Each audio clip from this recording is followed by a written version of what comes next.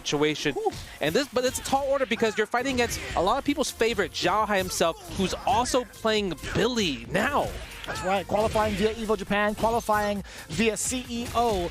He's been looking rather unstoppable, but let's give it a little bit of a, fine detail here. He did switch up to Billy not too long ago, so there might be a little bit of a chance, but just not in this round. I mean, yeah, maybe not this round, but the thing about Xiaohai is, like, he is a master of just playing characters in general. He's been playing longer than pretty much myself, right? Starting at a young age and able to just win tournaments and tournaments over and over. So picking a new character like Billy, especially a person that's super popular in the meta, this is not a big deal. And just like that, using that super right there to take out SPG and the shimmy right there from walking back. Brother, that was at least 3 steps. Did you see how much animation was on that? And he still managed to force Chris G to make a pivotal error. And now, close to the point of no return, plus frames after that, using the Rev Art, the poke and go, I should say, the pogo. There it is.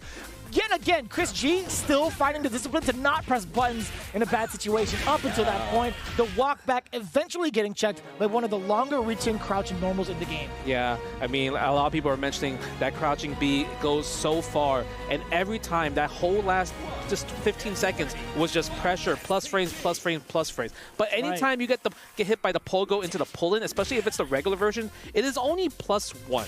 So Chris is, he can press crouching jab, crouching A, and able to trade and to get out of this scenario. Okay, nice jump out right there. But the thing is, Xiaohai with the trip guard again the 2B, matching the Hokuto Maru's jump in that situation.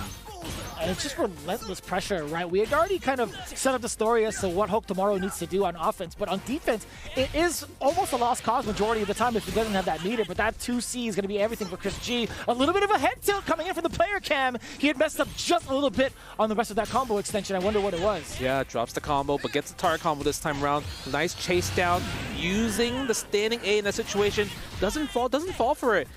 Xiaohai trying to press that crouching B, still trying to challenge, but Chris G has one more shot to kind of get the kill here.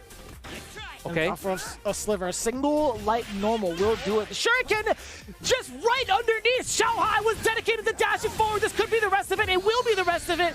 He drops it.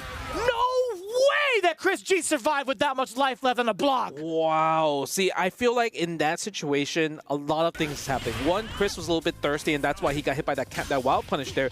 But Xiaohai actually miscalculated and put himself in overheat. That's why he couldn't extend the combo there. Okay, nice jump against the throw attempt. Chris G looking really, really good. Spend the super right here. Yes, we're going to go level 1 here. He had access to hidden gear. He had a little bit of SPG left, Justin. He could have. He definitely could have spent it to get the extra damage. But the thing is, if you do hidden gear, you do more damage, but you lose the Oki. Yeah, that is fair. That is fair. Having one loaded in the tank is so much more important. Oh my god, that was so unfortunate. And it's so good for Xiaohai right here, especially because Chris isn't overheat. He's going to be trying to jump. He's going to try to stay in the air to not be in a situation to take that guard break. Oh, but for how long, Justin? He's still at 68%. The guard break could actually happen against Chris G. And hence why you see him getting torn to shreds at this moment. Chris G had no other option but to try to contest with the button. Yeah, it's either contest the button or try to jump out and maybe make Xiaohai mess up the combo, right? Perhaps, yeah. Right. So, but in a situation like that, Chris didn't have reversal, so he had to take that scenario. You might as well have used the hidden gear, going back to what we were talking about, right? Back to 0. But we're spending that guard cancel rev. 35% already spent on Chris's side. Again, 44, so Chris has to be careful in this scenario, especially against a character like Billy who can just rank up that rev on the opponent's side. Successfully getting out of the way of the pressure. Xiaohai tried to go for a Revar Pogo. Oh my god, nice! No way, dude! Good! That is sick! Yes, that was so good from Chris, realizing that he was trying to go for that Pogo, and we're going to get the hidden game, and we're going to go back to 0 on the rev side from Chris, and that killed actually! Hella killed, brother! Oh my god! I was about to say, that is raw, unfiltered damage. Yeah, like, the fact that he was able to call that out, it was a scenario where it's like, that was maybe a one-time thing. You know, that was one of those things where you save it for the tank just to get that game on the board. Okay, wild punish with the crouching C. The crouching C is just so good from Billy right there. Look at the damage right here. Doesn't really need to spend any meter there. And he catches with the quick rise. And he gets to do it all over again. only about 57% on the rev gauge. Yeah. Didn't need to do anything else. That's the power of Billy Kane. That is the damage output you can expect from this character. Yeah, and it's also another thing with like Xiaohai's like skill of just using the rev dash, right? Canceling rev dash in general, because Billy's one character, if you notice, some characters have runs, some characters have dashes, and you have to input a kind of like a command to kind of rev dash faster, and that is what Xiaohai is doing right now. You're essentially crouch canceling the rev guard. Is what it is, right? The JD coming from Chris G, trying to build up just a little bit of life for himself, or at least get himself that opening.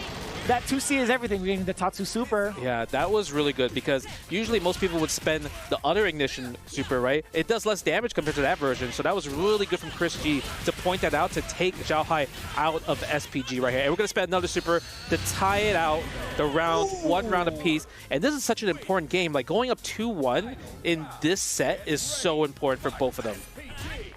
Nice jump in. No anti-air from Xiaohai. No high dodge attack. We're going to spend the bar. Still an SPG for Chris, so Chris can use Rev Blow, and that cheeky overhead. That was fine. That was totally fine. For the objective of getting somebody out of SPG, you know what? You got it.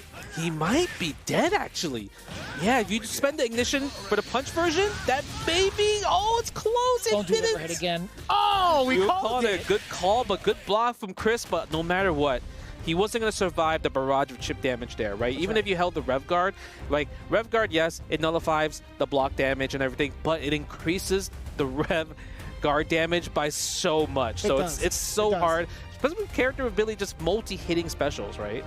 Yeah, at this point, you want to try to, like, maybe comply with, like, a hyper defense back to JD. If but that's tough. Just so hard to do it in that clutch moment. In a moment like that, as we just saw multiple JDs, Chris can do it. I mean, you got full life anyway, right? There's less to worry about in that scenario. Yeah, less on the mental for sure. Okay, Chris still in, and I love the bait right there. Nice. Sometimes you just have to not attack too much, especially against a character like Hokutomaru, who has the best rev blow, the best counter rev blow in the game. Okay, do we spend level 1 here? No, we're not going to spend it. Maybe a little bit too far, especially with the combo that he pushed out there. I love the fact that he's doing jump A. Jump A is just so good to kind of like lock characters down from air to air. Yeah, and it's not even a jump forward A, right? It's just a neutral jump to maintain that space, and also if they land and nothing happens, Billy will still be in control. Yeah, that's the type of character when it comes to long reach characters.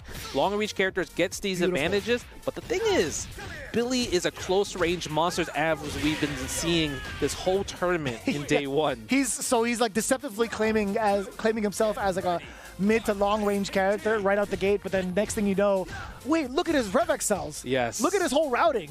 Look how many plus frames he got, right? Yeah, he's pulling me in. Wait, I thought that was the opposite of the objective. Yeah, right? The crazy part is like Billy became popular more towards the later, like kind of like half of the 3 months of since this game's been out, because of this character Hokutomaru, who has just been causing a menace, and Xiaohai probably gonna close out with the hidden gear right here. No, using the red line super. Yeah, and that's gonna be it. Xiaohai, the person that everyone has their eyes on, the one that can make history, and he's already getting there so close, one step at a time, making into top 8.